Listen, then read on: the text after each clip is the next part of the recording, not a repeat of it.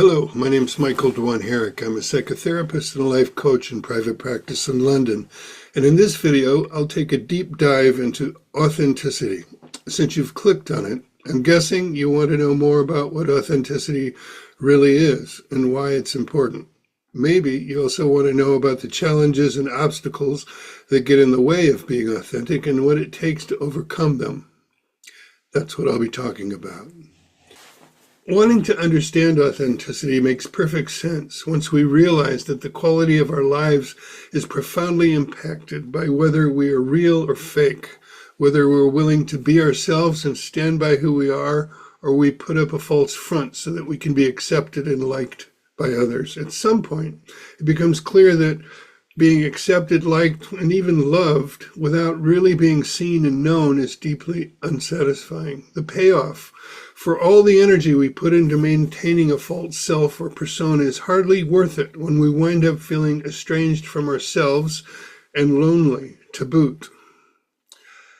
But if authenticity is so great, why aren't we all just authentic all the time? Before taking a deep dive into it, let's consider the costs as well as the benefits of just being ourselves. There's much more that could be said about these costs and benefits, but I'll keep this brief so that we can spend more time on what may be less obvious about authenticity. So here are some of the benefits of being authentic. Increased self-respect and confidence, improved mental health, as authenticity reduces cognitive dissonance and the stress of maintaining a facade. Studies also show that authenticity is linked to lower levels of anxiety and depression. We have deeper and more meaningful relationships with authenticity. It brings greater life satisfaction. It aligns us with our long-term goals that genuinely matter, rather than those imposed by external pressures. And the costs of being authentic? We risk social rejection or judgment. There can be professional or financial risks as well. We're vulnerable to criticism. It can result in conflict in our relationships. It can be emotionally painful when others are not reciprocally authentic. We can feel we don't fit in with our own culture. If you've weighed up the benefits and costs and you still want to know, be, and express yourself more authentically, then buckle up. We're going to take a deep dive into this topic. There is more to it than you might have imagined. Let's start with the common idea that being authentic is about being our true self. What the heck is that? Let's cut through the cliches and platitudes and give this some serious thought. We aren't just born with a factory-made self all assembled and ready to go. It's not just something we get to know and then settle into. No, we have to assemble it, and it is under ongoing maintenance, repair, and occasional transformations. In other words, we change and develop over time. Some of those changes are predictable. They're like computer upgrades that expand our functionality. It is therefore useful when aspiring to be authentic to know something about the developing self that we're going to be real about. There are many different developmental theories and models, but I like Robert Kegan's model. It gives us a way to think about authenticity in each of the predictable stages that we move through, or our various real selves. I'm going to tell you about Kegan's model, but don't worry. I'm going to keep this as simple and straightforward as I can and not give you a brain ache with too much theory. Once you understand the basics, you'll have a robust way to think deeply about authenticity. Kegan describes 5 stages in the development of the self. Each stage has a subject and an object. The subject is what we are embedded in and cannot see or reflect upon. It's like the lenses in eyeglasses that we look through but cannot see or reflect on. The object is what we can step back from, analyze, and have some control over. The subject has us. You could say we are possessed by it, but we have the object because we're not completely possessed by it. You could think in terms of being possessed by an emotion like anger that compels you to express or act it out. in contrast to being aware that you're having the experience of anger and you have some choice about what you do with it. That said, here's the essence of each of Keegan's stages. Stage 1 is called impulsive, typical in early childhood. At this stage, actions are driven by our impulses, and there's no consistent sense of self. The subject, what we are embedded in and identified with, is our impulses. The object, what we can see and have some control over, is our reflexes. Reflexes are more primitive than impulses and have no intentionality. Our impulses control and make use of our reflexes.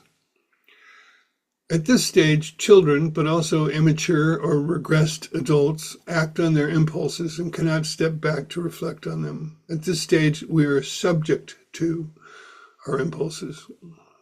Stage 2, called instrumental, also called imperial because we're a little bit like dictators. This is typical in childhood and adolescence. At this stage, we're self-centered and view relationships as a means to an end, our personal desires and goals. The subject now is our needs, desires, and goals. The object is our impulses, which are now seen as something we can control. We now begin to understand cause and effect and can reflect on our actions in service to our goals. Relationships are transactional and instrumental to our own needs. We see our relationships as a means to gain rewards and avoid punishments, and not as a valuable end in themselves. Another word for this is narcissism. This is natural for children, but when unmediated, it is not so attractive in adults.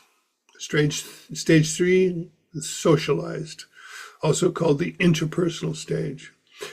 It's typical from adolescence to early adulthood. At this stage, our self is shaped by others' expectations, and we seek approval, connection, and belonging. The subject, what we identify with, is our relationships, external expectations, and our social role. The object is our needs, desires, and goals, which are now seen as subordinate to our relationships. We now derive our identity or our true self from our roles and relationships. We internalize societal or group expectations, and this guides our sense of self. Stage 4, self-authoring, which doesn't typically emerge until adulthood. At this stage, we've developed an independent self-definition, guided by personal values and principles. The subject is our self-authored values, beliefs, and identity. The object is our relationships and external expectations, but now critically evaluated and contextualized. Now our social roles are subordinate to our autonomy. We step back from societal or relational definitions of the self and create our own framework of meaning and values. Stage 5, self-transforming. This emerges in late adulthood, if at all. At this stage, we embrace complexity, integrate multiple perspectives, and transcend a sense of a fixed identity. The subject is our limited perception of interconnected systems and the limitation of our framework of understanding. The object is our self-authored values and frameworks, which are now seen as limited and partial. We now recognize the fluid and interconnected nature of reality. We can hold multiple perspectives simultaneously and embrace paradoxes. Our sense of self is integrated into larger systems and not seen as a fixed and separate thing. Phew, okay, I know, that's a lot to take in, but if you get the general idea of each stage and how they develop from one to the next, you're well equipped to think deeply about authenticity and what being one's true self really means. These are the system upgrades that the self goes through. As with all developmental models, it's very important to understand that each successive stage builds on the preceding stages. Each stage transcends and includes what came before. A biological example can help to illustrate this kind of hierarchical structure. Consider a single cell. Now situate that cell in a bodily organ, and that organ in the organ system it is connected to. Now situate that in a whole body. Clearly, each successive inclusion must maintain its constituent parts. This is one way to understand something like healthy adult narcissism. When the situation calls for it, we have access to all the previous stages. When needed, we can act on our impulses. For instance, if a bird is swooping down to steal our ice cream cone, we don't think about our reaction because it would be too late. Okay, now I want to apply Kagan's developed model and unpack its implications for authenticity. But first, if you're liking this video, please give it a like and subscribe and click the bell for notifications. Also, leave me a comment. I'm interested to know what you think about authenticity. All right, back to the topic. I'll be taking two perspectives. One is that each stage has its own version of authenticity. From that perspective, when we are true to that stage, we are being our real self. The other perspective is that being authentic isn't even possible in a meaningful way until we reach the self-authoring stage. My personal belief is that claims of authenticity at earlier stages are imposters. But maybe by considering the kinds of authenticity expressed at earlier stages, we're better able to detect imposters when we see them. We can start with a few obvious features of the impulsive stage. It has no filters. It doesn't censor itself according to social expectations. It doesn't construct a facade or act duplicitously. It feels an impulse to speak or act and expresses itself accordingly. An unsophisticated conception of authenticity would think, bingo, there it is. If we all just acted more like toddlers, we would be happier and the world a better place. I'll leave the falsity of such a belief to be self-evident and not unpack the argument against it. What about the instrumental or imperial stage? This stage might be considered authentic if it was just upfront about its real aims, which are to get what it wants regardless of how that impacts others. It wouldn't manipulate people by pretending that it had any motive other than being what it getting what it wants. But since that's not likely to work very well, and because at this stage we're not concerned about how people feel about being lied to, it's an unlikely strategy. You could say the real self at this stage tends to be deceptive. That is the real self. This, I believe, is another imposter. Because the impulsive and instrumental stages are not optimal strategies for participating in cooperative adult groups or society in general, parents, educators, and the community have the task of socializing children. This means teaching them what is acceptable and expected behavior and what isn't. Collectively, we have the job of getting children to subordinate their impulses and desires to the needs of their social relations. Learning to share toys is one of the first steps toward forming collaborative relationships. Then there's learning that other people have feelings and needs and that we should care about them. Then there's learning to assume different roles within groups, such as sibling, student, friend. And each of these roles has responsibilities. It also means recognizing that parents, grandparents, teachers, and the like fulfill roles of authority, and that this should be respected. But it's not just about learning to be obedient. There's also a good feeling of satisfaction and meaning that comes with this stage. It begins to be more desirable than the imperial stage, not just because it's a way to get rewards and avoid punishments, but because social connections are felt to have intrinsic value in themselves. Well, that's if it all goes well. And that's the rub. Too often it doesn't go well.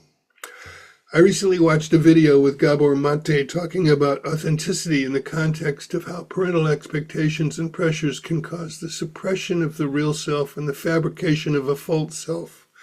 When this carries on, eventually we become estranged from ourselves. We don't even know ourselves anymore. We suppress our impulses, feelings, and desires. Yes, this happens, and it is unfortunate.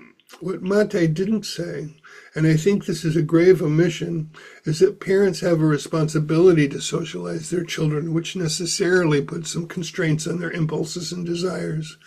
Problems arise not because they do this, but because of how they do this. Remember the concept of transcend and include? Impulses and desires are not crushed and excluded. Feelings are not punished. They are preserved, much like an organ system is preserved in a body. But impulses, desires, and feelings are contextualized in terms of the needs of the whole body, or the interpersonal stage. Authenticity at the interpersonal stage is not the raw expression of emotions or the acting out of impulses and the selfish, unapologetic pursuit of desires. If it goes well, it is the contextualization of these things within a commitment to and participation in one's social role in different relationships. This is the challenge of every parent and all of us, actually. When the authority hierarchy is oppressive or tyrannical, then we repress these earlier subjects rather than include them. When this happens, yes, a first step toward authenticity is contacting and affirming these earlier split-off parts of ourselves and reclaiming them. But this isn't the final destination on our journey to authenticity. It seems to me that a lot of the talk about authenticity stops here and blames all those nasty parents and the rest of society for imposing life-stealing expectations on children. There's a long list of thinkers who've championed this idea. Freud's Civilization and Its Discontents is a good example, but others have chimed in, like Nietzsche, Marx, Marcuse, Foucault, Sartre, and Lacan. They aren't exactly wrong. As I've just said, the socialization process can be oppressive, but not necessarily so. In failing to illuminate a healthy version of the interpersonal stage, these revered thinkers turn it into an enemy of the individual self and, by implication, at least, glorify earlier impulsive and imperial stages. And whether you are familiar with all the philosophy behind it or not, this is what has informed our ideas about what authenticity is or should be.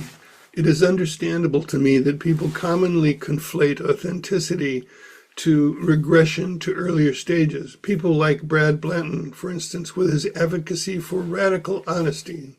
This supposedly offers freedom from the oppression of tyrannical social expectations.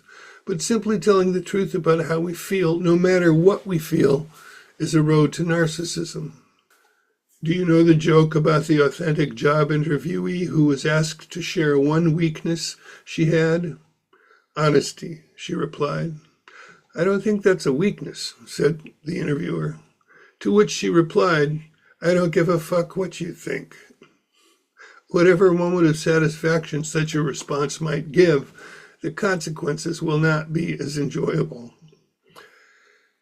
In the psychological literature, a distinction is made between suppression and sublimation. Suppression pushes drives and feelings into our unconscious mind and prevents their expression. Sublimation is considered to be an unconscious defense mechanism whereby we transform socially unacceptable impulses and desires into socially acceptable, constructive, or even admirable actions. That's clearly better than suppression. But I think there's a third option, even better than sublimation. I call it conscious integration. It's done deliberately and not a defense mechanism.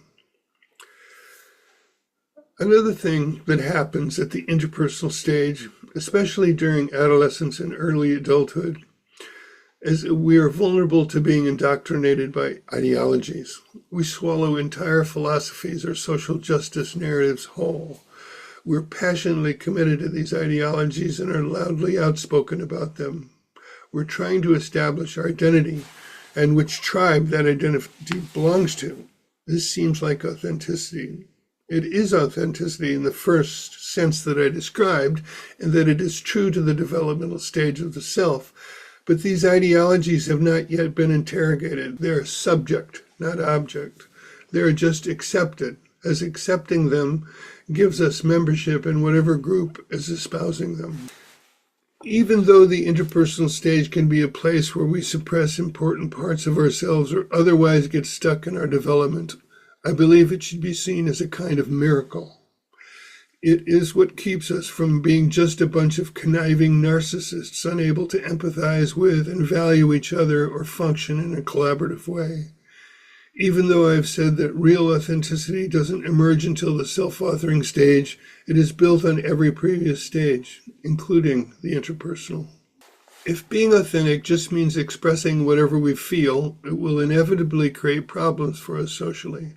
The need to take this into account and make adjustments of our expressions cannot be seen as being wounded by not meeting our need for authenticity. Our authenticity must be about more than just expressing our true emotions. For it to be more than the impulsive narcissism of a child, it needs to be informed by our values, which includes recognition of and a moral stance toward others. To express our emotions outside of any set of beliefs or values about human relations and what maintains them is to be a child. Our values and beliefs initially are taught to us by our parents and our community. Hopefully we learn that expressing our emotions is okay, but there are better and worse ways to do it, and it won't always result in getting what we want, and that's just life. There are limits, and the world of other people won't always bend over backwards for us just because we have a feeling. The authenticity of the self-authoring stage includes the ability to take the perspective of others and care about them. As we develop a sense of our autonomy and consciously choose what to believe and value and how to live, we're not welded to social conventions or ideologies. Yet our expression and behavior are still informed by our concern about relationships and the social fabric. Simultaneously, internalized social conventions become object rather than subject and are interrogated and mediated by the growing subject of the self-authoring stage. We begin to question rules and regulations. We preserve the principle that other people and our relationships with them matter, but we can question social conventions, beliefs, and mores. In terms of transcend and include, we transcend rules, but include the principles they're derived from. It takes a good long while to work all of this out. There are still elements of healthy narcissism, but increasingly primary narcissism is mediated by higher stages as development unfolds. The self-authoring stage entails the mental and emotional labor of distilling first principles from what we have learned in the interpersonal stage. It's a conscious, thoughtful choice about which principles to adhere to and which rules are most well aligned with living those principles. It can be creative, too, where new rules are invented and old ones are broken when they don't serve the highest principle. We could think also of Lawrence Kohlberg's post-conventional stage of moral reasoning, which describes the same thing. Authenticity takes on a further level of maturity at the self-transforming stage. Here the sense of self is not so fixed. Our hard-won autonomous self becomes object rather than subject, and is recognized as being in a constant state of flux in its interdependence with others and the world. Authenticity at this stage may not look like proper authenticity from the perspective of someone at the self-authoring stage. The degree of complexity and uncertainty that the self-transforming stage is willing to embrace can look wishy-washy, like someone who won't take a stand for a particular point of view. Here there may be more dialectical understanding of values, such that previously held single values are seen as needing to be balanced by opposite or paradoxical values. The idea that authenticity is the expression of our true self supposes that there is such a thing, and that it has fixed qualities, traits, and boundaries. Self-transforming mind is not fixated or attached to a static self-conception. Something that's been noticed and commented in Keegan's stages of development is that they alternate between a focus on the individual and the collective. The instrumental stage is about what the individual feels and desires. The interpersonal stage is about the well-being of the relationships in the collective. The self-authoring stage alternates back to the autonomy of the individual. So, is the self-transforming stage another shift toward the collective? Might be. It does seem to decenter the self and look outward to the self's interdependence with the great flux of the cosmos. I wonder, however, if it might be a reconciliation of the dichotomy and tension between the individual and collective into a more creative playfulness. If you've stuck with me this far, good on you. This has clearly not been 5 easy steps to being more authentic. I hope it's been thought-provoking and left you with more questions than you started out with. I hope I've made a good argument for not buying into the more naive and regressive ideas about what authenticity is. I hope you will recognize imposters when you see them and avoid being one yourself. I hope you will be better able to recognize your own developmental process and stages and the evolving self that you have been and might yet become. I hope you will feel some inspiration to clarify your own values and commit to living by them despite the potential costs. Until next time, take care of yourself and each other, and maybe notice that I always sign off this way, and it pretty much encapsulates everything I said in this video. Bye for now.